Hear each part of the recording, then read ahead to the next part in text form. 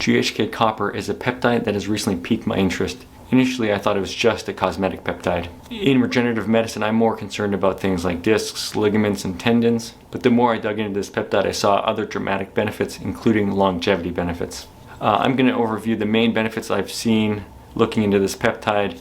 I could spend hours talking about this, but not today. Just for some background, this peptide was discovered in 1973 by PhD Loren Pickart, who has really pioneered the science with this peptide. I hear he uses this peptide every day on himself. Here's a picture of him now in his 80s. Just kidding, this is really what he looks like. So back in the 70s, they were treating old liver cells with young blood plasma.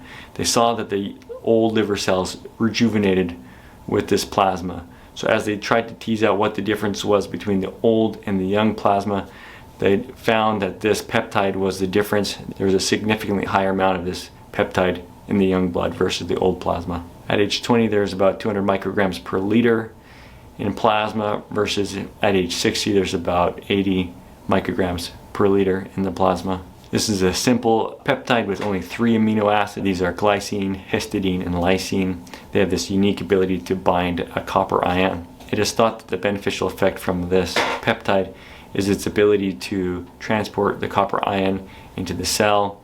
And there's also some thought that it plays a role in gene transcription. The GHK peptide has shown beneficial effects on skin fibroblasts, which synthesize structural elements of the skin, but also produce a wide range of growth factors essential for skin repair. Most skin trials were about 12 weeks long and showed that it could tighten loose skin, reverse thinning of aged skin, improve skin firmness, elasticity, and clarity, reduce fine lines, depth of wrinkles, reduce photo damage and hyperpigmentation, protect cells from UV radiation. In addition to the benefits mentioned previously with the fibroblast, this peptide has shown to reestablish blood flow into damaged tissue by angiogenesis, which is the creation of new blood vessels, anticoagulation, and vasodilation. It also increases the expression of basic fibroblast growth factor and vascular endothelial growth factor.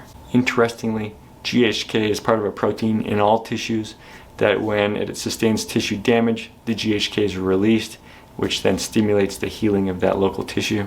GHK is shown to improve nerve healing through increased nerve growth factor and neurotrophins. The brain requires a lot of copper. A diet deficient in copper increases the risk for neurodegenerative changes. Copper deficiency may play a role in the development of Alzheimer's and other neurodegenerative disorders like Parkinson's. In addition to increasing copper delivery, GHK has antioxidant and anti-inflammatory properties. GHK may also trigger epigenetic pathways to improve cognitive impairments. They investigated this on rats, and the treatment group were able to find the escape faster, and they also had decreased brain inflammation. GHK also has potent anti-pain, anti-anxiety, and anti-aggression benefits.